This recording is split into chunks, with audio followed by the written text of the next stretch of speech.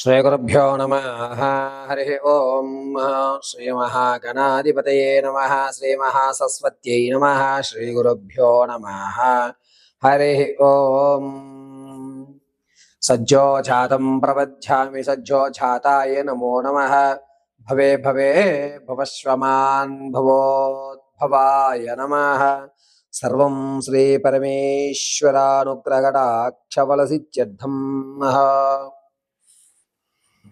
నవగ్రహాల్లో శనీశ్వర స్వామి వారి యొక్క అనుగ్రహం కలగకపోతే జీవితంలో కలిగేటువంటి అద్భుతమైనటువంటి మార్పులు కానీ, ప్రమాదాలు కానీ, అనారోగ్య సమస్యలు కానీ, ఆర్థిక స్థితిగతులు కానీ మారేటువంటి అవకాశం చాలా ఎక్కువగా లభిస్తుంది.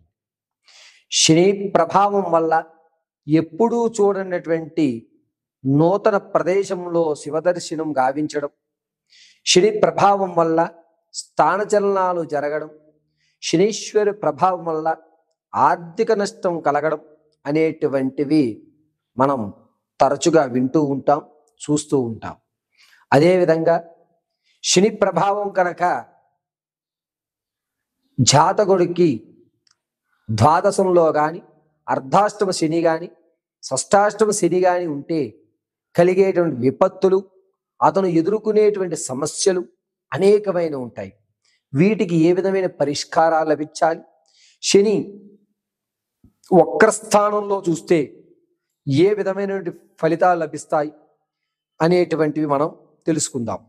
మేషరాశి దగ్గర నుంచి మీనరాశి వరకు ద్వాదశ రాశులు వారందరికీ కూడా ఈ శని ప్రభావం వల్ల జరిగేటువంటి ఇబ్బందులు, దాన్ని అధిగమించడానికి పరిష్కారం ఏమిటి అనేటువంటి విషయాన్ని మనం కూలంకషంగా చర్చించుకుని తగు సమస్యకి పరిష్కారాలు కూడా ఈ వీడియోలో మనం చెప్పుకుంటూ ఉంటాం. అంతేకాకుండా షష్టాష్టమంలో, ద్వాదశాష్టమంలో శని ప్రభావం ఈ అక్టోబర్ 10వ తారీఖు వరకు కూడా వక్రీభవించి చూస్తూ ఉండడం వల్ల అనేకమైనటువంటి ఇబ్బందులు ద్వాదశ రాశుల వారు అనుభవించవలసి వస్తుంది. ఈ అనుభవించకుండా శని అనుగ్రహంతో ప్రమాదాలు తప్పిపోయి ఆర్థికంగా నిలబడి మన వ్యవస్థని ఒక మెట్టు ఎదరకు తీసుకువెళ్ళి పరమశివుడి అనుగ్రహంతో ఏ విధమైనటువంటి శాంతి మనం ఇంట్లోనే చేసుకుంటూ శని ప్రభావాన్ని అధిగమించగలుగుతాం అనేటువంటిది ఈ వీడియోస్లో మనం చూద్దాం.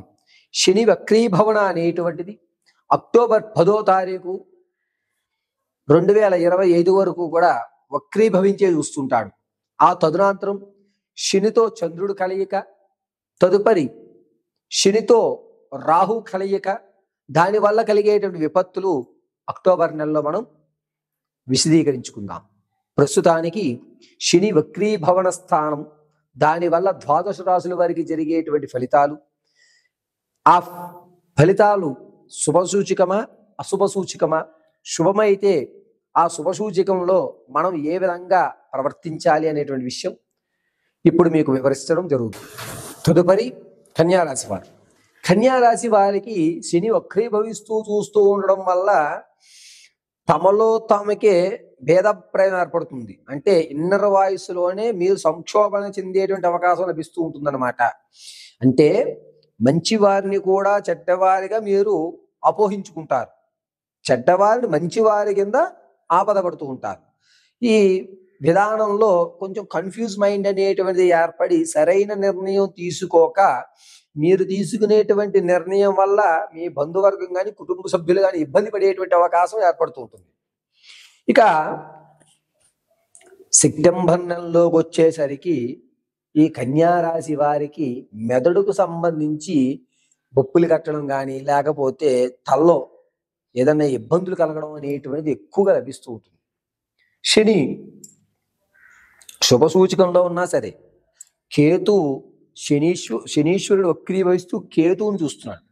ఆ కేతువును చూసేటువంటి పనిలో మన యొక్క మానసికమైన స్థితిని ఇబ్బందిదాయకంగా పెట్టి కన్ఫ్యూజన్లో తప్పు చేసేటువంటి అవకాశాన్ని కలగజేస్తూ ఉంటాడు.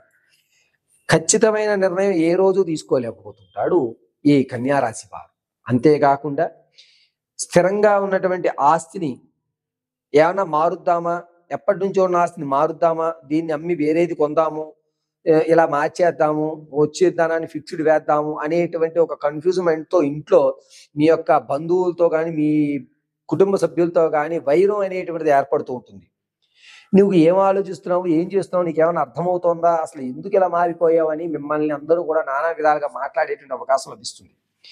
ఈ విషయంలో సెప్టెంబర్ తర్వాత నుంచి అక్టోబర్ 10వ తారీఖు వరకు కూడా దైవ చింతన ఎక్కువై ఒంటరిగా ఉండడానికి ఎక్కువ ఇష్టపడుతూ ఉంటారు.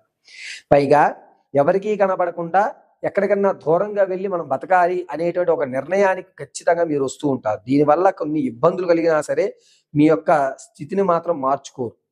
నేను ఇబ్బంది పడినా పర్వాలేదు, వీళ్ళందరికీ దూరంగా ఉండాలి, నన్ను తప్పు అంటున్నారు, నాది ఏ విధంగా తప్పు అవుతుందని ఒక ఈగోస్టిక్ మీరు వెళ్ళడం అనేది జరుగుతూ ఉంటుంది. కాబట్టి ఈ కన్యా రాశి వారు శని వక్రీభవిస్తూ ఉండడం వల్ల అక్టోబర్ 10 వరకు కూడా చాలా జాగ్రత్తగా ఉండాలి.